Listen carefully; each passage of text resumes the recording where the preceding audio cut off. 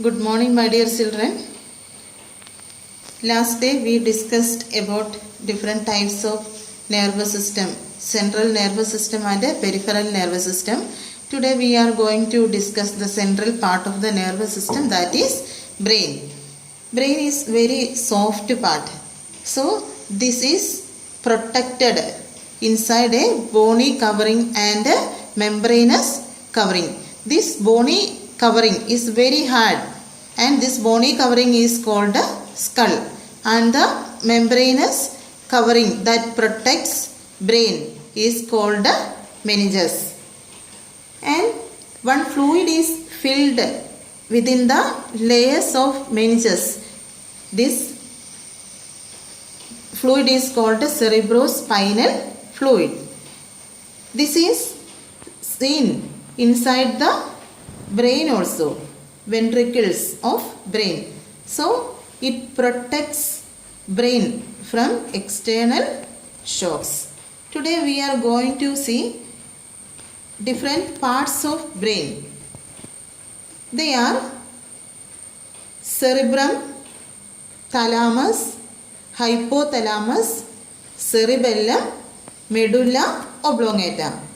On the upper part of this brain and the largest part of this brain is the cerebrum, and below the cerebrum one part is thalamus, and below the thalamus it is hypothalamus, and near the hypothalamus one part is the cerebellum and last part is the medulla oblongata.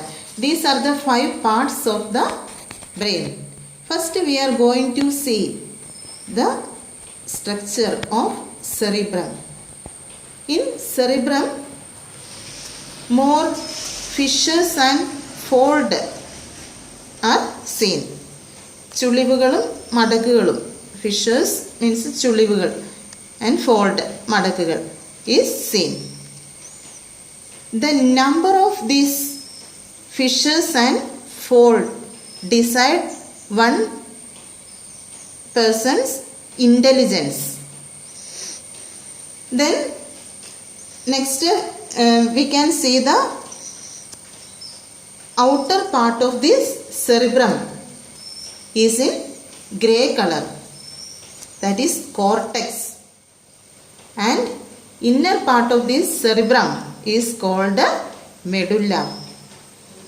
Outer part or cortex is seen in grey color because in this outer part non-myelinated parts of neuron is present. Which are the non-myelinated part? Cell body and non-myelinated axons arranged in a layer. So it is in grey color. And inner part, that is medulla, this is in white color. Why it is in white color? Because of the myelinated axons are arranged in the inner part. So it is in white color. So outer part of the cerebrum is grey colored cortex and inner part of this cerebrum is white colored medulla. Okay, then we can see the functions of this cerebrum. It is the center for thought, imaginations, intelligence, memory, etc. For example, in an accident, if you lost your memory, it affected which part of your brain? It affected cerebrum, because cerebrum is the center of memory and imagination. When you think about something, that image forms in your mind.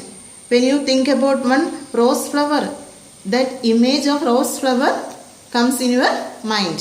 When you think about dog, that image of dog comes in your mind.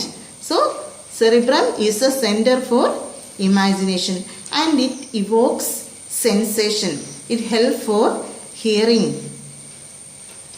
for taste, smell, touch.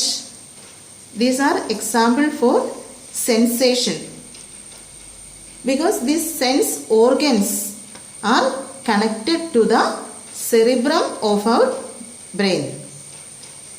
Then below this cerebrum another part is there. This is called the thalamus. Thalamus is known as the relay station because this thalamus transmits impulses towards the cerebrum and from the cerebrum. In sleeping time, this thalamus blocks that impulses towards cerebrum. Then sleeping time you cannot identify what is happening around us. Okay, then like that when you are taking this painkillers, that medicines like aspirin, you will not feel that pain. Why? Because this thalamus blocks that impulses towards the cerebrum. And below this thalamus, next part is hypothalamus. Hypo means below.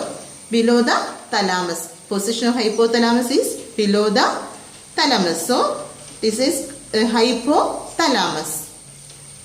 This is the center for appetite, hungry or thirst, and it controls our body temperature. It regulates the water level of our body. Like that it regulates homeostasis.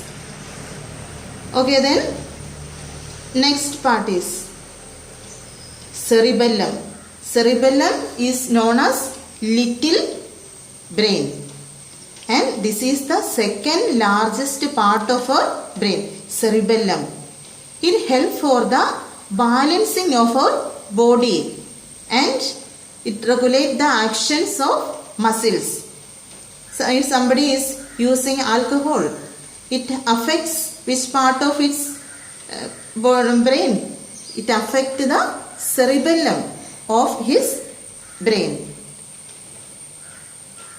Then next part is the medulla oblongata. This medulla oblongata is the last part of the brain.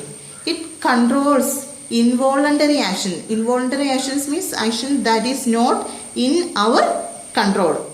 Then cerebrum controls the voluntary actions and medulla oblongata, rod shaped structure, this regulates our involuntary actions.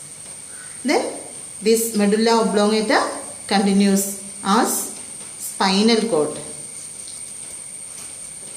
Okay, then thank you, have a nice day.